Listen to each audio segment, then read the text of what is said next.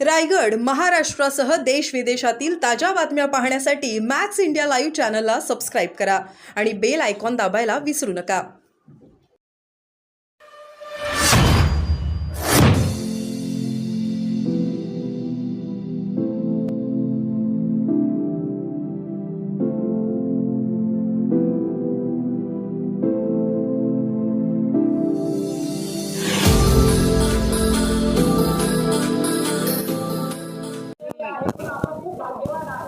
आम्ही आदरणीय सुषमाताई अंधारे असतील, मी त्याचबरोबर जयश्रीताई शेळके आणि काँग्रेसच्या हेमाताई, आम्ही चौघी महिला तिथे राज्यपाल महोदयांना भेटायला गेल्यानंतर एकतर त्यांनी आमच्या सोबतच्या सगळ्या महिला पदाधिकाऱ्यांना येऊ नये असं सांगितलं, फक्त आम्हा चौघींना आतमध्ये पाठवलं आणि त्याही नंतर 1.5 तास आम्हाला सलग थोड्या वेळात भेट घालून देतो, थोड्या वेळात भेट घालून देतो करत 1.5 तास वाट बघायला सांगितली.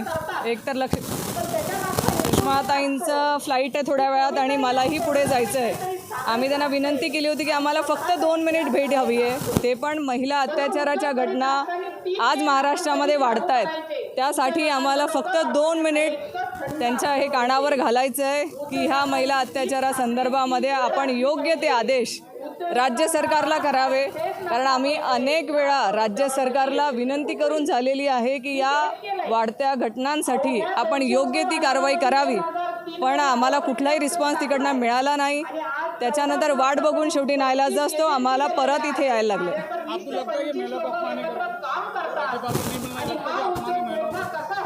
ज़रूर है, अगर आपको राज्य के 3 महिला नेता मिलने जा रहे हैं, हम महाराष्ट्र का नेतृत्व करते हैं महिलाओं का, अगर हम जा रहे हैं और हम सिर्फ 2 मिनट मांग रहे हैं, अगर 2 मिनट भी ये लोग हम लोगों को दे नहीं सकते तो मुझे ऐसे लगता है उन लोगों को महिलाओं के अत्याचार और महिलाओं की समस्याओं के बारे में सीरियसनेस उनकी है ही नहीं, उनको टाइम है नहीं हमारे समस्या सुनने के लिए. मराठी भाषेला अभिजात दर्जा मिळाला काय सांगता? आज मराठी भाषेला अभिजात दर्जा काल मिळाला. मला आनंद आहे की मराठी भाषेला अभिजात दर्जा मिळाल्याचा. पण याचबरोबर आज एक बातमी मी वाचली की 600 शाळा राज्य सरकारने एका क्षणात बंद केल्या. ज्या शाळांमध्ये मराठी शिकवली जाते, ज्या शाळांमध्ये मराठी शिकून मुलं पुढे जातात, अशा 600 शाळा राज्य सरकारने एका क्षणात बंद केल्या आहे. हे दुर्दैव आहे आणि कुठल्या तोंडाने ते सांगणार आहेत आता की आम्ही मराठी भाषेला अभिजात दर्जा दिला आणि त्याचा आनंद तुम्ही साजरा करा. या शाळा बंद करण्याचं कारण काय हे पण सरकारने आम्हाला सगळ्यांना सांगायला हवं.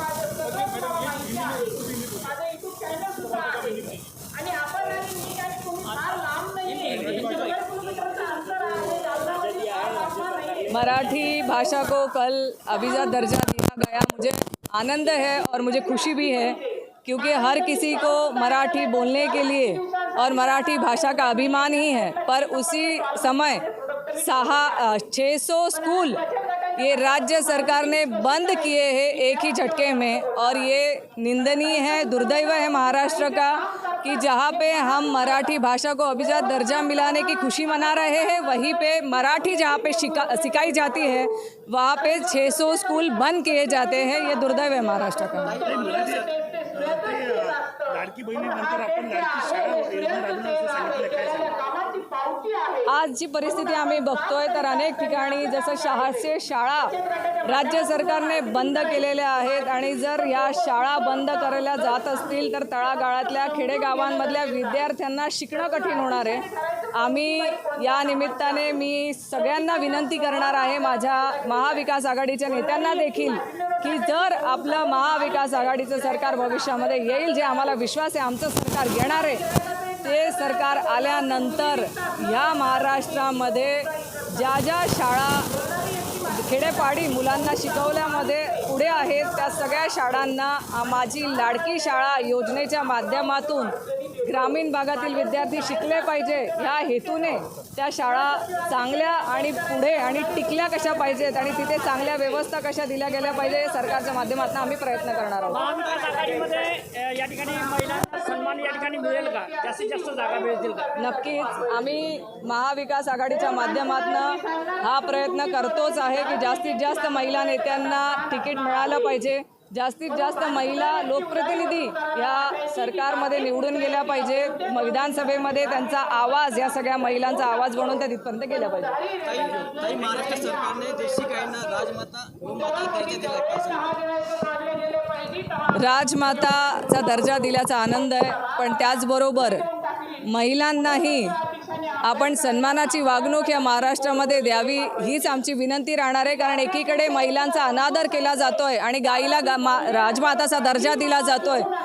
गाईला दर्जा दिल्याचा आम्हाला खेद नाही आहे, पण माझ्या माता भगिनींचा आवाज दाबल्याचा मला नक्कीच खेद आहे. ज्या महाराष्ट्रामध्ये आज नवरात्री उत्सव आपण साजरा करतोय, त्या नवरात्री उत्सवामध्ये माता भगिनींचा आवाज ऐकून घेण्यासाठी पण राज्यपाल महोदयांना वेळ नाही आहे. हे दुर्दैवच म्हणावं लागेल ना. नवरात्र आहे, तुम्ही एकीकडे पूजा करतात आणि एकीकडे आमचा आवाज किंवा आमचे 2 मिनिटं शब्द ऐकून घेण्यासाठी आपल्याकडे वेळ नाही.